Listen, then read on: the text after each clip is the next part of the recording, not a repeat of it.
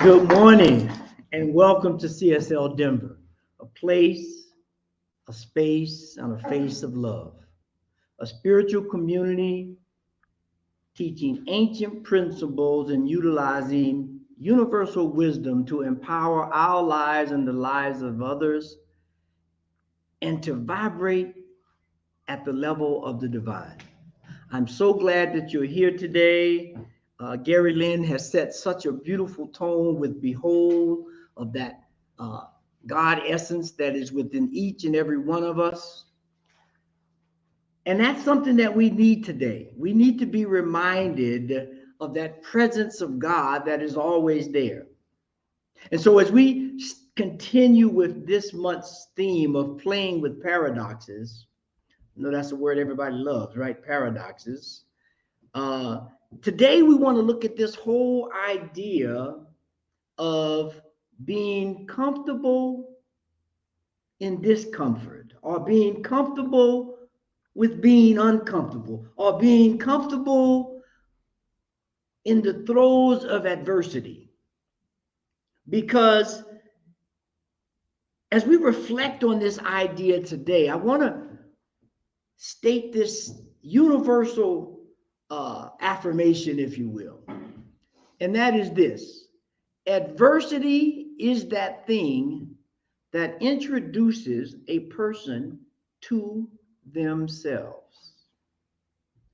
Now, I'm going to say that again because that's a mouthful that most of us don't want to chew on. Adversity is that thing that introduces a person to themselves. Now, what does that mean? That means when the going gets tough, some people get going, but a lot of us just sit down. And we're like, I ain't doing this no more. I'm done. Because I'm not equipped for this. But one thing we can be assured of is that in every life, there's that song, A Little Rain Must Fall. And so it is through these adverse moments, this discomfort that we sometimes find ourselves in, that we grow. Has anybody seen a garden without rain that actually grew, or the facsimile of rain, i.e. the water sprinkler or the hose or whatever it is we use to simulate that adversity of rain? So this discomfort that is a part of our lives is something that we need to become, dare I say, best friends. This needs to be your bestie. The BFF, as they say now in the chat and Twitter worlds, X worlds. I don't know, they changed the world so many times. I can't keep up. But the one thing that we have to do is become friends with change. That's another way of saying, when we don't want to feel paralyzed with adversity or discomfort, we say change. But we don't deal too well with change either. So how to deal with this thing called discomfort. And I know it's not comfortable being uncomfortable. It's like going to bed at night and it's cold, and you get into bed and the sheets are cold too, and you're like, oh man, this is very uncomfortable. I'm supposed to be going to sleep. This is not conducive for that activity. But once you get comfortable in that uncomfortability, next thing you know, sun is rising. Or you in a deep dream because you have just embraced that situation that is not a normal situation, if you will. And so if I could get that first slide, Alan Watts says this: the only way to make sense out of change is to plunge into it, move with it, and join the dance. And that's how we have to look at life in general, and especially adversity. It's a dance. It's not going anywhere. If you close your eyes, it's still going to be there. So when we begin to dance with it, when we begin to embrace it, when we begin to look at it as our friend, Now we got a navigational tool to deal with the paradoxes. Because I'm going to answer a question, and please don't make me fall out from faint up here when I ask this. If there anybody in the room that has not faced adversity, good, I don't have to fall out. Because we have to begin to understand that adversity is really a growth pill. Think about a little baby crawling around, and it's at that toddler stage, so now it begins to want to walk. And it gets up for the first time, grabs the table, tries to take the step, and falls right into some adversity. Bam, hit the ground. Now the parents don't say, oh, don't you ever try to walk again. Just keep crawling. That was hard. I know it hurt. So just keep crawling. No, what do? Let's do it again. Let's do that adversity. Let's get back up. Let's put on the table and let's start walking or trying to walk again. And eventually, we know through that developmental stage, they not only crawl, they begin to walk, they begin to, as they say, toddle around, and then they begin to run. What a metaphor for our lives. What a metaphor for our lives as we go through our daily challenges of life, trying to go from one stage of development to another, one stage of understanding to another. And when we can embrace that and begin to adapt, then we begin to see the beauty in all of life. We begin to open up to a way of thinking, a way of looking, a way of dancing, if you will, that really doesn't even require any music. You can just, you just dance. You got the tune in your head. That's when you know life is moving at God's speed. Because there aren't many things that's gonna, knock you off your rocker, as they say. Because God's plan often unfolds in unexpected ways. There's that saying that says, God has mysterious ways. That was really a way of saying, in a nice way, boy, let me tell you, you got some adversities coming your way. But there's a mystery in that. There's a beauty in that. There's an unfolding in that had we not gone through that, we would not be who we are today. Think about it. I'm sure each and every one of us can find one, maybe two, maybe three places where we got in a sticky situation. And when we got on the other side of it, we were cursing and we did a whole bunch of stuff while we was in it. But once we got on the other side, we said in our own special way, thank God. I learned so much. I gained a new friend. I was in this place and not that place, whatever it might be. And if we look at this next slide by Napoleon Hill, it says, every adversity, every failure, every heartache carries with it the seed of an equal or greater benefit. Every one of them. So now, we have that new phrase, it's all good. Well, that's what it means right there. That's what all good means. Doesn't mean that, I'm not going to get in a sticky situation. It means I know that there's a greater seed than what I'm in right now. I just got to stay the course.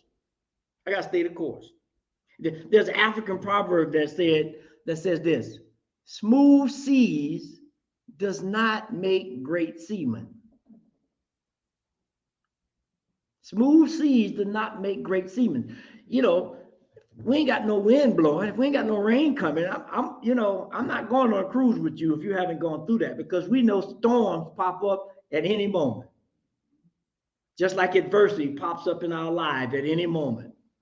And if you don't have any practice sailing at that sea, you better have lots of life jackets and a good radio to call for help. because it's coming. It's coming. And so that's why we have to allow ourselves to be pushed beyond our limits. We have to allow ourselves to be comfortable with discomfort. Be comfortable with discomfort. What a concept. Especially in a world today where it appears, now I could be wrong, but it appears that the object is just to be comfortable all the time. And the moment you reach any kind of turmoil, I probably shouldn't say this, but we try to pray it away or affirmation it away or all kinds of stuff away, as opposed to sitting in that moment. Because when we know, as Napoleon Hill said, when everything has a greater seed than what it is in that moment, that's our opportunity to go from crawling to walking, from walking to running. So then the real question becomes, who wants to walk? Are you just comfortable with crawling? Who wants to run? Or are you just comfortable with walking? Because if you're not comfortable in those uncomfortable places of crawling and everybody's walking around and you dependent on everybody to do for you, then you'll get up and walk. Or you'll get up and run. Because that's how life unfolds. And so we are so grateful to be in this day and age where we have all kinds of tools, all kinds of electronic devices to help us get information, to be informed, to work through issues that previously we might have heard about them, but Lord knows we never had access to it. But when you begin to get comfortable, you can utilize these different tools of life. You can utilize these different things to help move beyond a place of being stuck. How many people have ever been stuck? I mean, really stuck, where you just stand in a spot and you don't want to move. You don't want to move because you figure any movement is a wrong move. But staying in that spot makes you just as vulnerable if you move. So this whole thing of dealing with discomfort or adversity taps into that whole thing of vulnerability, which is a double-edged sword, right? I want to be vulnerable, but vulnerability also pushes me out of my comfort zone. But that's what we're dealing with when we want to deal with adversity. We want to deal with discomfort. And so the one thing, as they say, that's constant in the universe is change or adversity or discomfort. Whichever one of the words sits, so that it really wakes us up to the point to say, I need to be aware. I need to become self-reflective enough to understand that. And so I want to give you 3 tools to help us cultivate this mindset, to help us navigate this sea, if you will, of adversity. Now, the first one is this idea of contemplation. Contemplation. Now, what is contemplation? Contemplation is a way of reflecting on things, of looking at things and turning them all kinds of ways, upwards, downwards, looking inside, outside, to get a better understanding, not only of the thing, but of yourself in relationship to that thing. Yourself in relationship to, because we know, we talked about it last week in this whole thing of paradoxes. Without relationships, nothing exists. Left would have absolutely no meaning if right did not exist. Up would have no meaning if down did not exist. So we understand that we have to contemplate these things. We have to begin to think about them and reflect on them and how we react or interact with things. So contemplation is what we do. And when we do that, it allows us to look at our goals, look at our values, look at our purpose in relationship to life. In relationship to life. Because, you know, there's no need of playing the game if you're not going to come equipped to play. So if that's the case, then we should come with the best equipment and the best tools that we can have. And contemplation is one of the best tools we can come up with. Because in contemplation, at its finest, there's no judgment. I'm just reviewing and looking at options and things that have happened. I'm not judging it, or things that may happen, or things that I want to happen, right? It's a broad brush that we get an opportunity to use when we step into contemplation. And there's nothing better than to contemplate your purpose. Because if you understand that purpose, the discomfort and adversity won't be as jarring. It won't be as threatening. It won't be as paralyzing, because you know there's a purpose. There's something that's driving you, that's moving you, that's elevating you to a level of understanding that says, with God at my side, there is nothing that I cannot accomplish. With God at my side, there is nothing I cannot accomplish. And so once we become comfortable with the uncomfortable in that particular way, the next thing to help us or to move us along that paradigm is, second tool is to step outside of your comfort zone. Now, how many people will voluntarily do that? Not many. They will actually run the opposite direction when they get in that place where they got to step outside their comfort zone. How many times have someone said, you know, I got a extra ticket to this social event with a lot of dignitaries and, you know, high-powered people, and you want to go? Oh no, I don't want to go to that. I don't know how I'm going to measure up. I don't know if I'm going to have the right clothes on. I don't know if I'm going to say the right thing. I don't know if I'm going to laugh at the right jokes, whatever it is, right? But we step outside of our comfort zone, and then we say, man, is there another one of these events coming up pretty soon? I like these things. I think I might want to go to another one. But you got to step outside the comfort zone, and you'll never know that. You'll never realize that the thing you feel the most is the thing that's going to make you grow and transform the most. Because no one wants to be stagnant. I'm taking a leap on that one. No one wants to be in the same place they are today on October 8th, 2023, on October 8th, 2024. Nobody wants to be in the exact same place that I am right now. I don't care how good that place is or how so-called bad that place is. We want to be growing. We want to be moving. We want to be expanding in everything that we do. And so when we begin to take these tools of contemplation and we begin to know that to really activate the dream that's within us, we got to step outside our comfort zone. And once we do that, all kind of doors open when you step outside the comfort zone.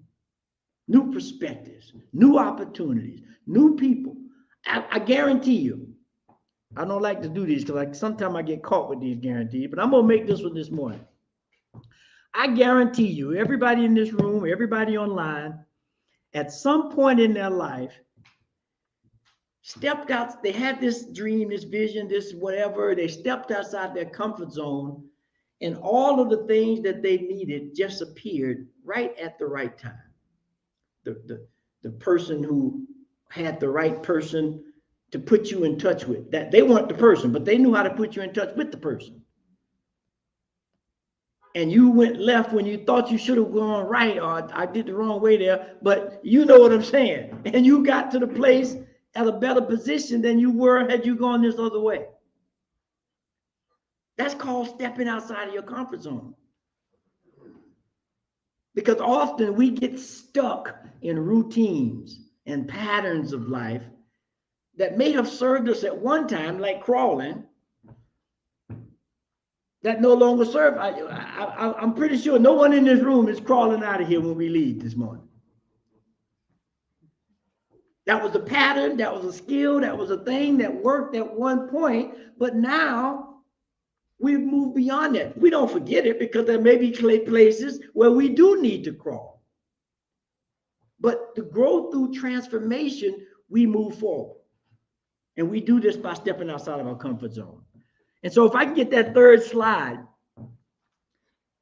Ernest Holmes says this in terms of how we contemplate life. Keep the door of your mind open. Feeling, thinking, communing with this life. Know that it fills you with light and power. That's what happened when we begin to contemplate.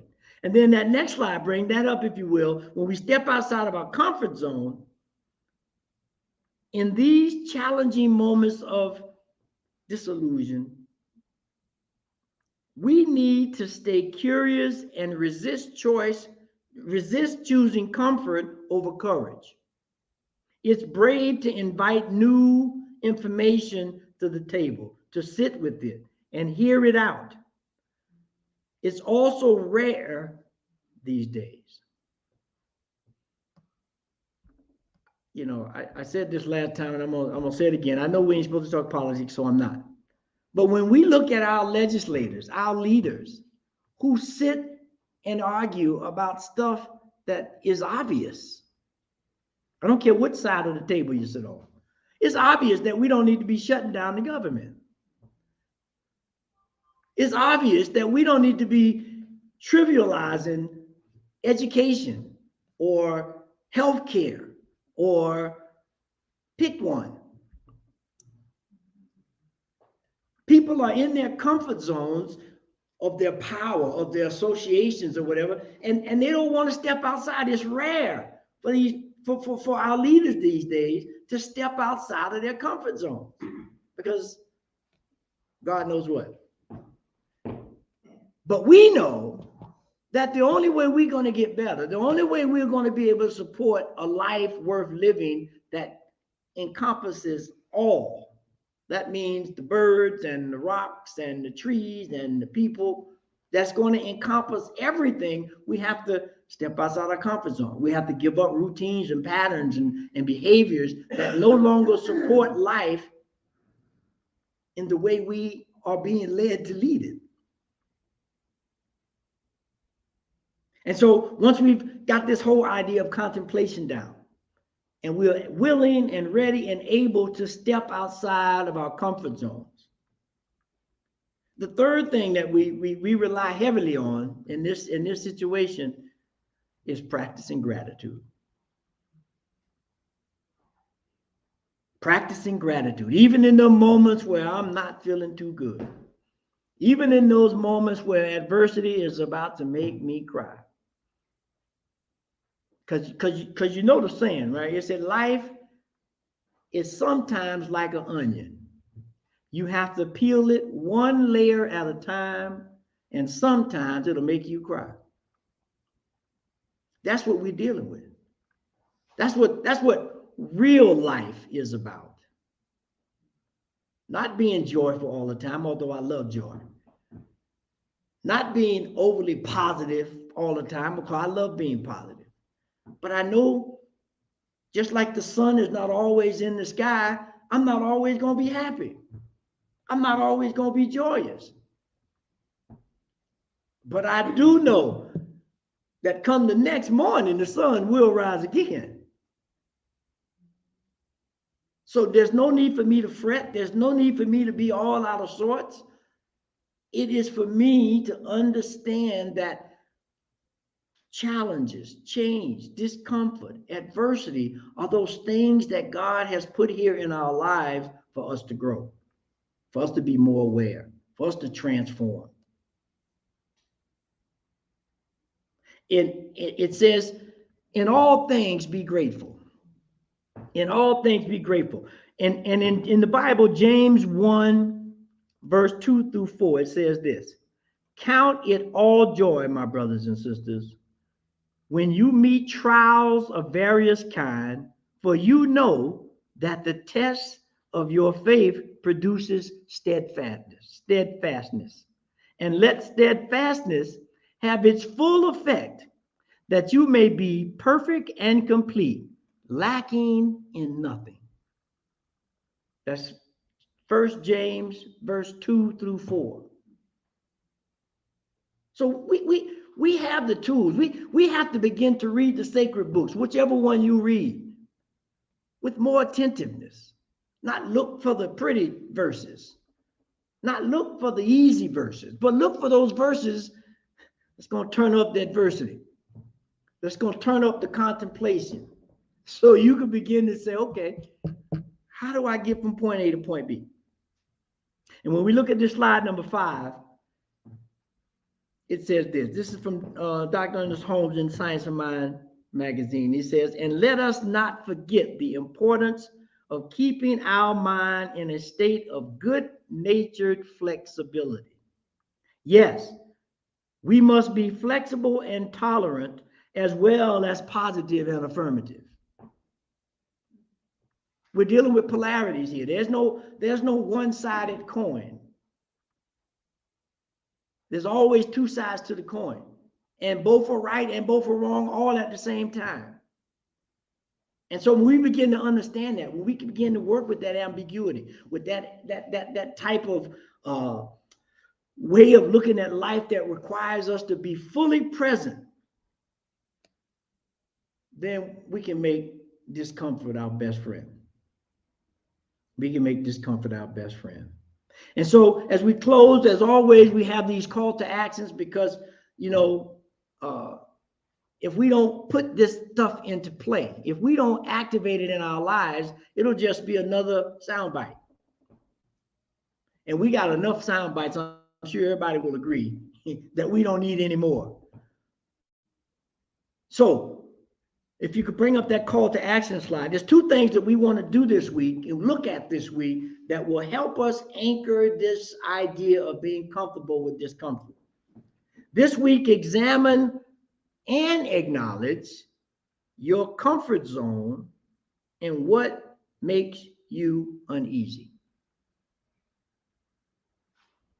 So go look at your life, look at yourself, look, and it can be past, present, or maybe something you're about to step into in the future. But begin to examine that I have comfort zones. Some people don't even want to examine and acknowledge it, but begin to examine, acknowledge, and look at them to figure out, why do I feel uncomfortable when I have to speak in front of people or meet new people? Whatever the case might be. Excuse me. Because there we'll find that opportunity to transform and grow.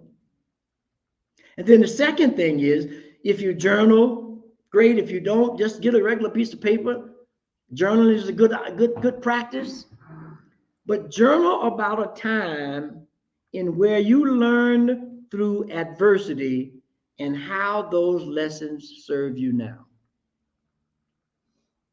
That's a little contemplation point there. That's a little reflection point there, to really look at it and see what you discovered about yourself. See what you discovered about life. Because when that happens, as they say, the world becomes your oyster. The world becomes your oyster. And so in closing, I want to read this. As we navigate the storms of adversity in our life, we are given a unique opportunity to meet ourselves in a profound and transformative way. It is a reminder that we are not defined by our circumstances, but by how we respond to them.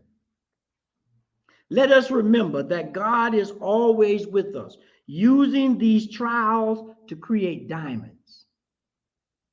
Adversity is not a roadblock, but a stepping stone on the journey of life. It is an opportunity for growth. So let us face adversity with courage, knowing that in the midst of life challenges, we will find strength, purpose, and a clear vision for who and what we are. Let us pray. Heavenly Father, Mother God, that dual aspect of life that nurtures and supports all things, that allows the essence of who we are to be cultivated, to be transformed into the divine idea that we were all created to be. Because we know that through the wisdom and understanding of the divine mind of God, that there is nothing out of place, that there is nothing that's amiss. It all has its intricate weavings into the life of each and every one of us.